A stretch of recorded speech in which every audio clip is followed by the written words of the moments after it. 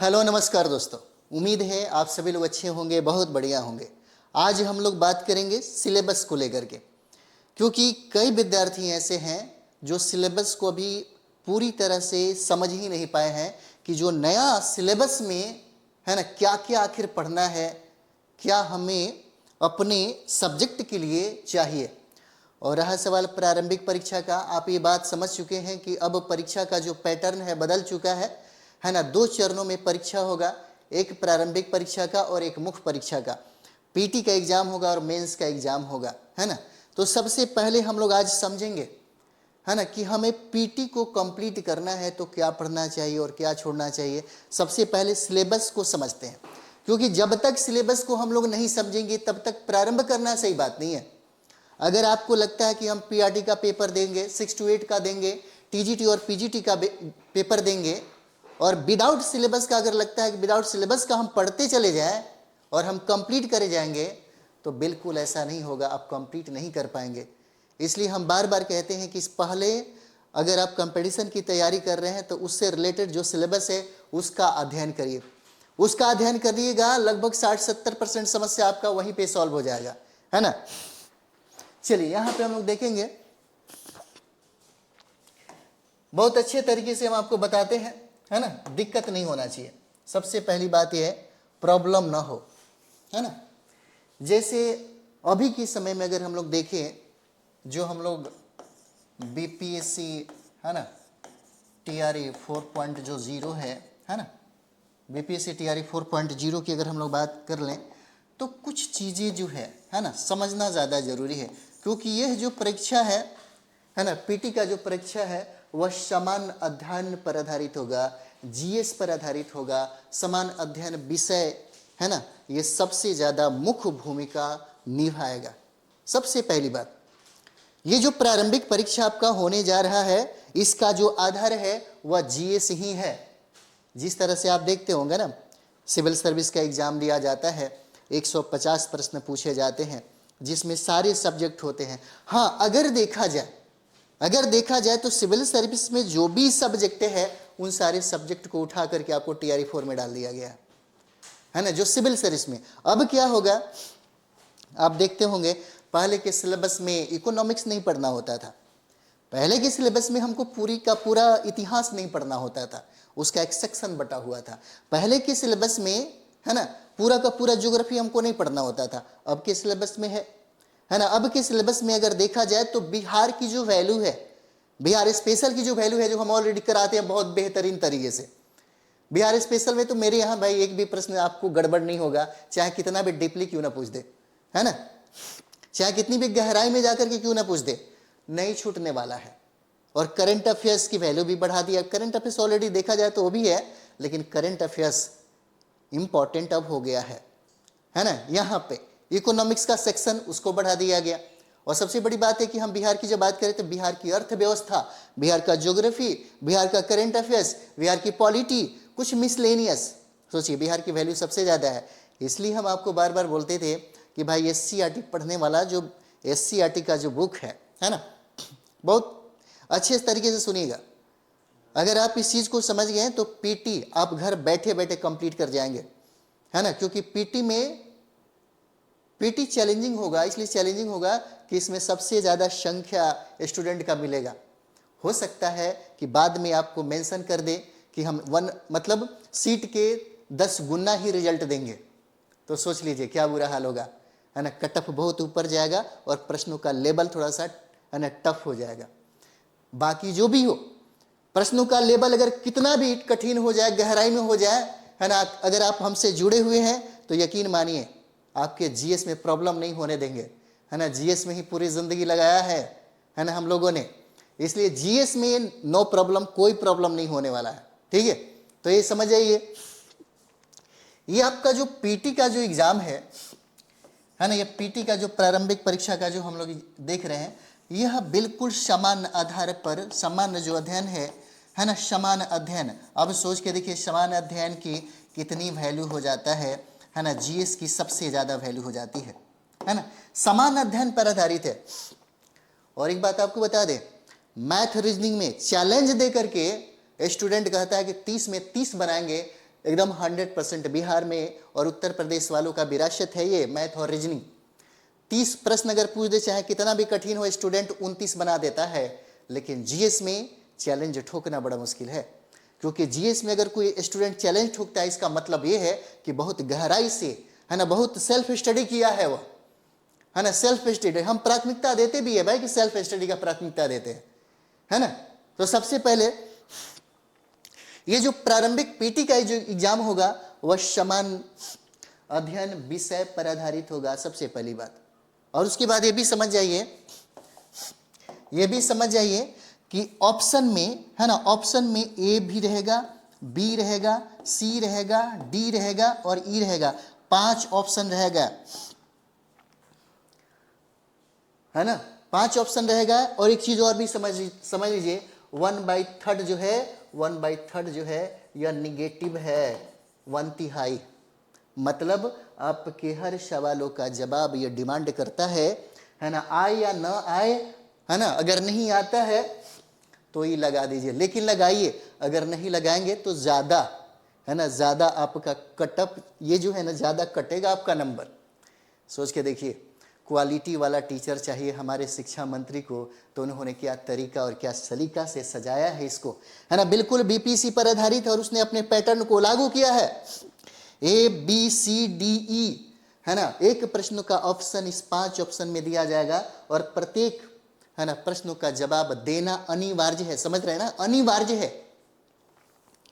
Total प्रश्न कितने पूछे जाएंगे, है ना, तो टोटल जो प्रश्न है, टोटल प्रश्न रहेगा, है ना, कुल प्रश्न रहेगा आपका 150 प्रश्न रहेगा, है ना। आपका एग्जाम अगर पूछता है कि एग्जाम किस मोड में रहेगा, तो याद रखिएगा ऑब्जेक्टिव रहेंगे आपके, ऑब्जेक्टिव, है ना, ऑब्जेक्टिव। और मेंस का पेपर भी आपका ऑब्जेक्टिव ही होगा। पीटी का पेपर तो ऑब्जेक्टिव है, जिस तरह से हम लोग दारोगा के एग्जाम देते हैं, जिस तरीके से हम लोग एसएससी का एग्जाम देते हैं, है ना, पीटी और मेन का पेपर होता है ना। तो पीटी में भी ऑब्जेक्टिव होते हैं और मेंस में भी ऑब्जेक्टिव होता है। उसी तरीके से इसको लागू किया है कि भाई हम पीटी का जो एग्जाम लेंगे वह ऑब्जेक्टिव होगा और मेंस का भी एग्जाम बिल्कुल ऑब्जेक्टिव होगा। 5 ऑप्शन दिए जाएंगे। अब रहा सवाल समय क्या है, तो समय जो है वह 2 घंटा का समय आपको मिलेगा, है ना। 2 घंटे का समय, है ना, आपको दिया जाएगा बीपीएससी के द्वारा। कुल प्रश्नों का संख्या 150 होगा, है ना। ऑब्जेक्टिव है, समान अध्ययन पर आधारित है ना। ऑफलाइन एग्जाम होगा आपका, है ना, ऑफलाइन एग्जाम होगा, ऑफलाइन आपका एग्जाम होगा, है ना। जैसे स्टेट होता है तो ऑनलाइन होता है ना। ये जो पेपर होगा आपका ऑफलाइन होगा, सारे स्टूडेंट बैठे रहेंगे, आपका क्वेश्चन मिलेगा, है ना, उमर शीट मिलेगा, आपको भरना है, ठीक है। तो ये हो गया एक बेसिक चीजें। इस बार से क्या क्या लागू हुआ, इस बार से देखिए, निगेटिव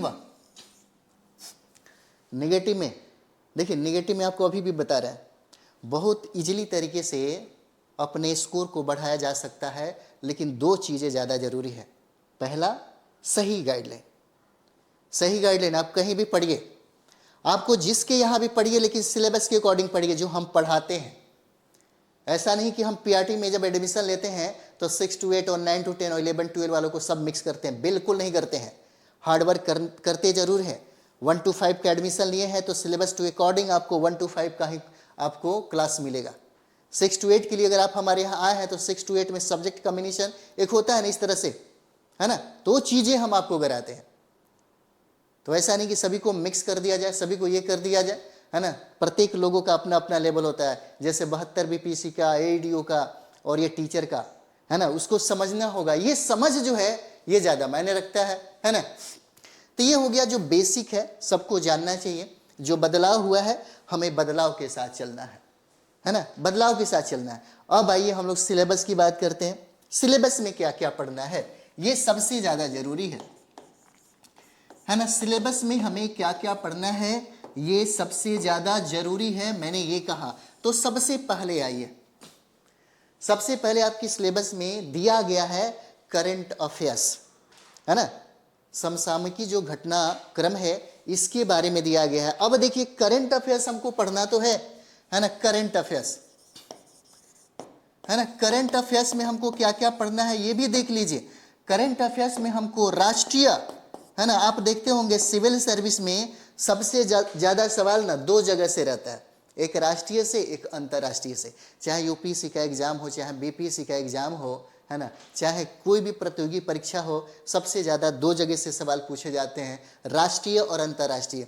अब इसमें भी अगर सबसे ज़्यादा बताएं तो राष्ट्रीय से सबसे ज़्यादा प्रश्न होता है ना। अब यहाँ पर देखिए करंट अफेयर्स में राष्ट्रीय हमको करना होगा और राष्ट्रीय के बाद अंतर्राष्ट्रीय, और अंतर्राष्ट्रीय में हम लोग सारा डिवाइड करेंगे, पुरस्कार है, सम्मेलन है, इंडेक्स है, वो सारा चीज़ें हैं, नियुक्तियां हैं, ये सारा चीज़ें हम बाद वाला जो हम वीडियो बनाएंगे तो उसमें आपको टॉपिक बाय टॉपिक पूरा बता देंगे। इतिहास में कौन कौन टॉपिक होगा, ज्योग्राफी में कौन होगा, करंट में क्या होगा, साइंस में क्या होगा, इकोनॉमिक्स में क्या होगा, है ना, भारत के, है ना, जब भूगोल में क्या होगा, ठीक है, बिहार स्पेशल में क्या क्या हमको पढ़ने की जरूरत है, मेंटल एबिलिटी में, मानसिक योग्यता में हमको क्या क्या पढ़ने की जरूरत है, पूरा एकदम क्लियर हम आपको करने वाले हैं। इसके बाद आप डिमांड अगर करते हैं तो पूरा डिटेल्स में बता देंगे। बस उसी टॉपिक को आप अपने, है ना, जहां भी पढ़ रहे हैं पूरा आप अपने दीवार पे लगा लीजिए, 1 बाय 1 टॉपिक को समाप्त करते जाइए। फिर देखिए आपका स्कोर, आपका निगेटिव ना, निगेटिव मतलब इतना बेहतरीन आपका स्कोर आएगा कि बता नहीं सकते, बहुत बढ़िया स्कोर आएगा। ठीक है, अब देखिए ये पूछता है कि करंट हमको अफेयर पढ़ना है, और करंट अफेयर्स में हमको राष्ट्रीय और अंतर्राष्ट्रीय, और राष्ट्रीय अंतर्राष्ट्रीय के बाद एक चीज और याद रखिएगा, बिहार का करंट अफेयर्स, है ना, बिहार समसामयिकी, है ना, बिहार समसामयिकी, ये सबसे ज्यादा इंपॉर्टेंट होगा।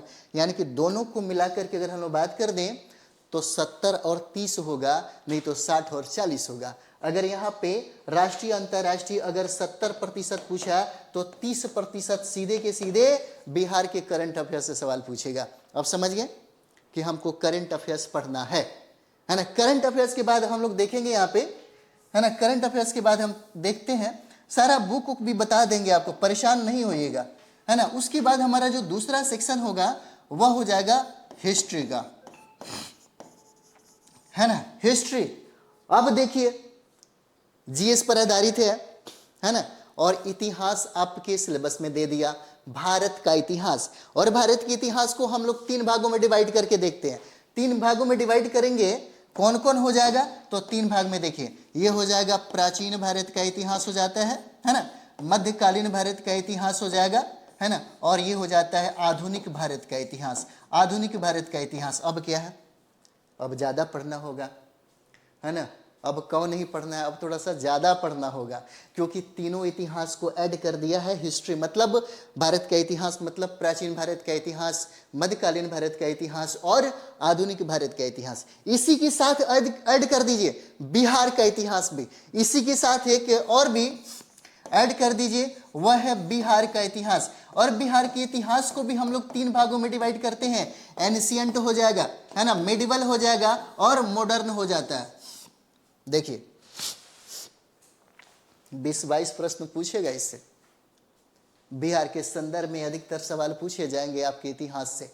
अब समझ गए आप, है ना, बहुत इजीली बुक बता देंगे आपको, एक ही किताब से आप टोटल कंप्लीट कर लीजिएगा, कोई टेंशन नहीं है ना। जीएस है, जीएस में ऑलरेडी, है ना, बहुत समय दिया है आदमी, है ना, जीएस में कभी गड़बड़ नहीं होता है, पीटी मेंस इंटरव्यू सब कुछ है ना, और आपके टीचर के लिए तो एकदम जबरदस्त होगा, कहीं से कोई प्रॉब्लम नहीं होगा, सारी समस्याओं का हल जो है यहाँ पर मिल जाएगा। तो इतिहास आप समझ गए। अब इतिहास के बाद यहाँ पर हम लोग बात करते हैं, है ना, इतिहास के बाद यहाँ पे हम लोग बात कर लेते हैं क्या, तो ज्योग्राफी का, है ना, ये ज्योग्राफी हो गया। ये हम लोग सिलेबस की बात कर रहे हैं, आपकी प्रारंभिक परीक्षा का जो सिलेबस है वो सिलेबस की हम लोग बात करें। और यहाँ पे इस ज्योग्राफी में अगर हम लोग देखें तो इस ज्योग्राफी को हम लोग 2 सेक्शन में डिवाइड कर देते हैं।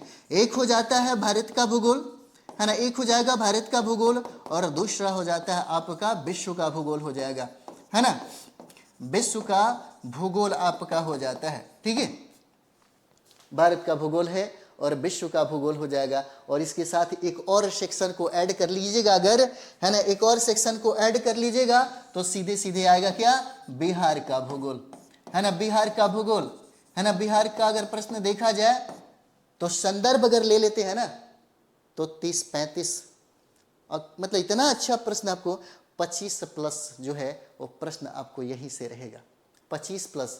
इसलिए हम आपको बता रहे बिहार की वैल्यू आपके जीएस में इस बार आपके TRE 4 में सबसे ज़्यादा होगा, है ना। बहुत समय तक अध्ययन करने के बाद आप हम चाहते तो कल भी वीडियो बना सकते थे, लेकिन मैंने आज बनाया क्योंकि हमको लगा कि हमें बहुत बेहतर तरीके से पहले समझना चाहिए, और समझने के बाद, है ना, समझने के बाद, है ना, हम आपको बता रहे हैं और आप भी समझिए।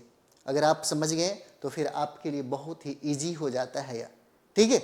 अब यहाँ पर देखिए हम लोग करंट अफेयर्स की बात कर ली, इतिहास की बात कर ली, और यहाँ पे हमारा ज्योग्राफी का सेक्शन जो है इसकी भी हम लोगों ने बात कर दिया, ठीक है। अब यहाँ पे आइए, जो नेक्स्ट है हमारा वह हो जाता है कौन सा, पॉलिटी, है ना। पॉलिटी हो जाएगा।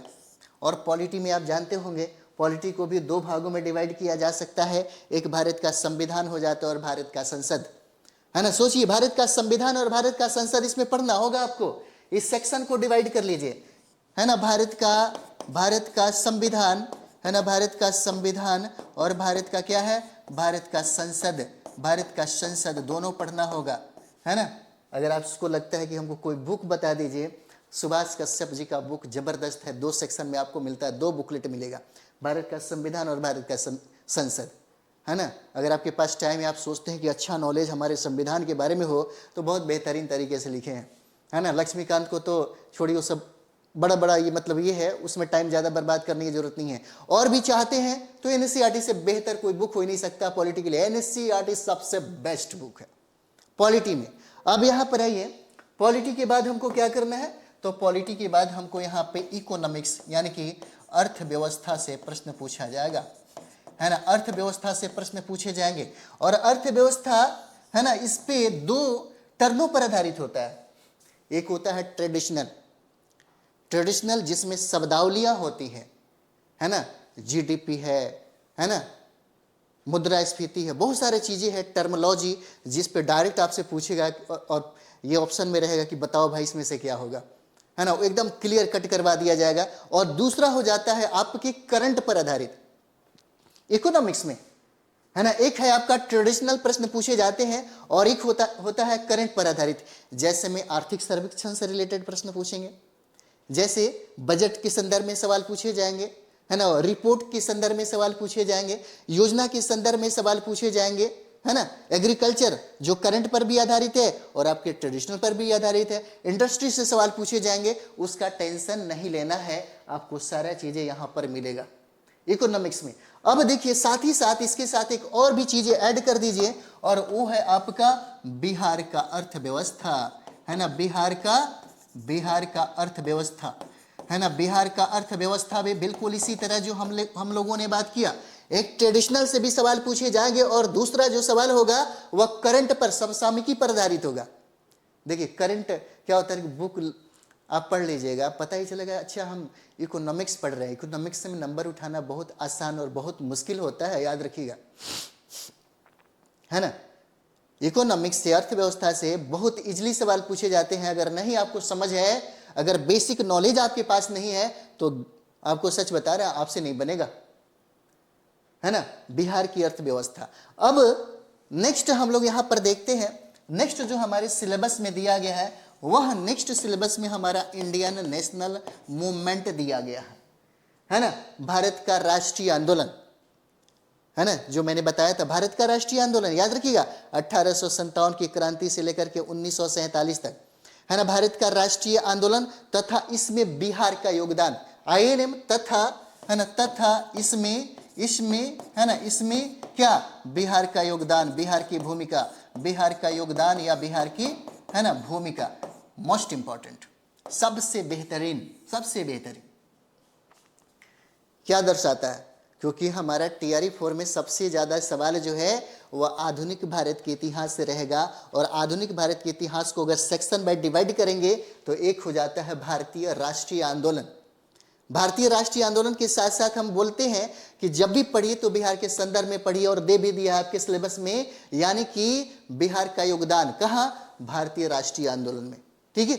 यहां से सवाल पूछे जाएंगे। उसके बाद हम लोग बात कर लेते हैं नेक्स्ट जो हमारा टॉपिक होगा, है ना, सब्जेक्ट में, वह हो जाता है साइंस का। और साइंस में आप जानते होंगे फिजिक्स से सवाल पूछे जाएंगे, केमिस्ट्री से सवाल पूछे जाएंगे, और आपके सवाल बायोलॉजी से होगा। और यहाँ वैल्यू बायोलॉजी का सबसे ज़्यादा होता है, है ना। फिजिक्स, केमिस्ट्री और बायोलॉजी से सबसे ज्यादा सवाल पूछे जाएंगे।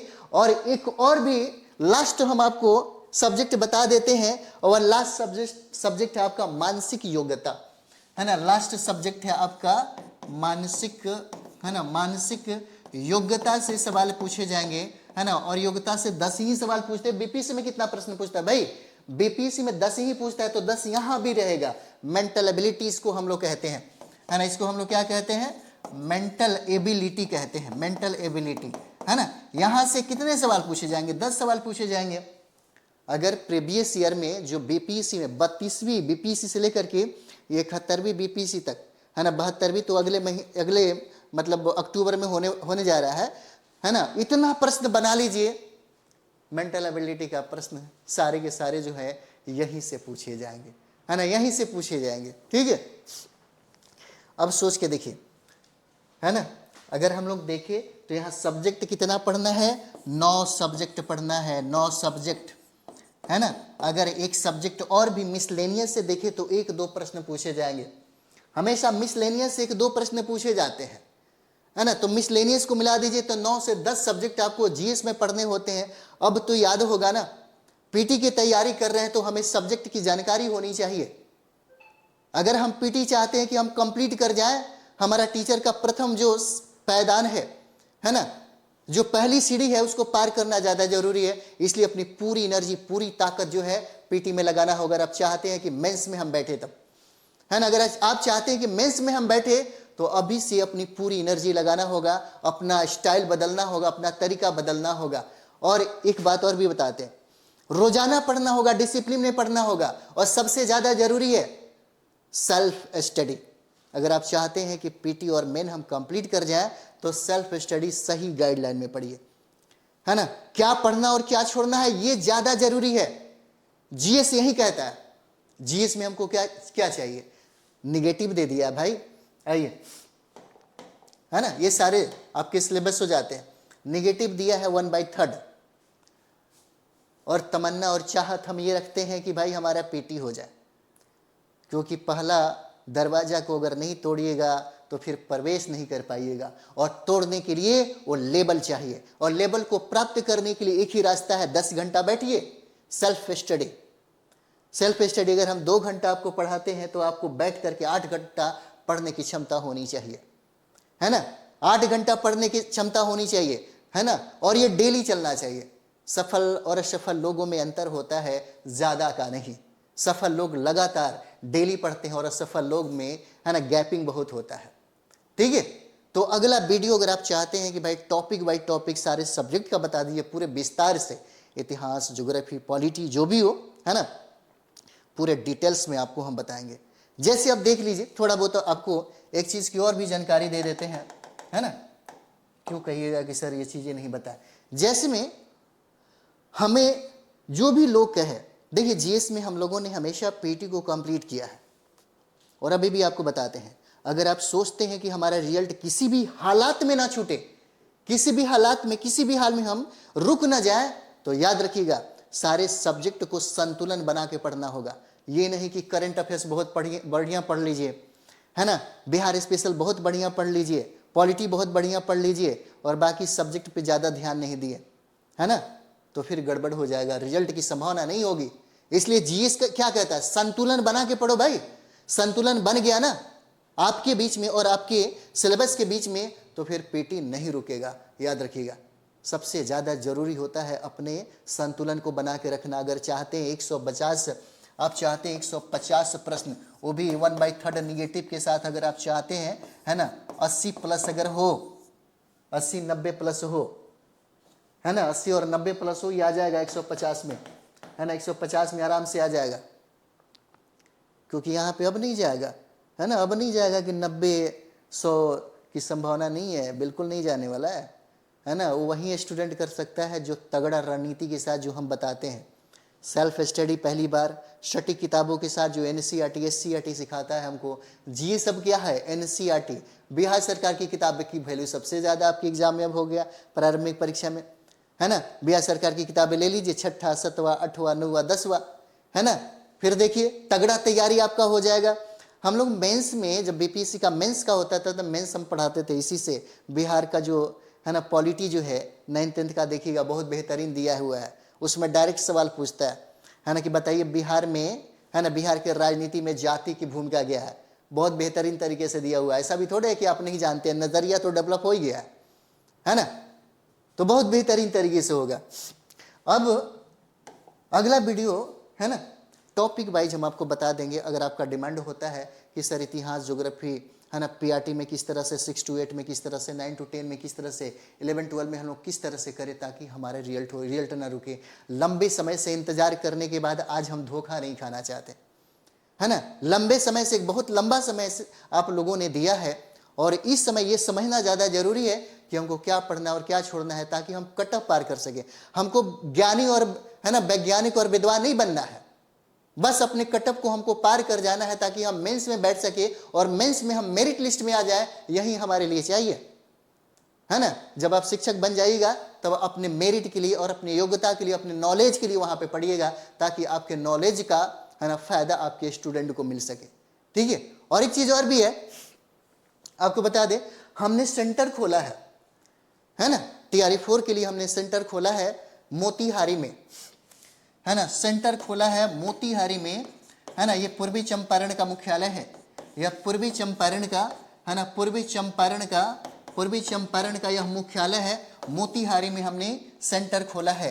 एकदम गारंटेड, मतलब पूरी संभावना होगा यहाँ से जो लोग अगर हमसे जुड़ते हैं, जो लोग हमसे जुड़ते हैं निराश होकर के नहीं जाएंगे, एक रिजल्ट वो लेकर के जाएंगे। एक रिजल्ट की पूरी संभावना होगी। जिस उम्मीद से आप हमसे जुड़ेंगे उस उम्मीद पे हम लोग खरे उतरेंगे। हाँ, बशर्ते कि हम थोड़ा सा मेहनत आपसे कराएंगे, हार्डवर्क कराएंगे, सेल्फ स्टडी कराएंगे है ना, बिल्कुल रियल किताबों के साथ। ठीक है। स्ट्रेटजी हमारा होगा है ना, प्रैक्टिस सेट होगा, रिवीजन होगा, टॉपिक वाइज प्रैक्टिस सेट होगा है ना, ताकि आपकी तैयारी जो है 150 का संपूर्ण तरीके से हम लोग कर सके। ठीक है। तो ये सेंटर हमारा खुल गया है मोतिहारी पूर्वी चंपारण में। अगर आपको जुड़ना है तो आप जुड़ सकते हैं। मेरा नंबर हो जाएगा 84 060 है ना 51 999 हो जाता है। ठीक है। ऑनलाइन ऑफलाइन मोड में है, ऑनलाइन भी है ना, ऑनलाइन भी है, ऑफलाइन दोनों, ऑफलाइन है ना, ऑनलाइन और ऑफलाइन है। ये हमारा दूसरा सेंटर होगा। पटना के बाद हमारा पूर्वी चंपारण मोतिहारी में है ना, मोतिहारी में ये सेंटर होगा। ठीक है। तो चलिए हम लोग मिलते हैं नेक्स्ट वीडियो में। थैंक यू वेरी मच आप सभी लोगों का।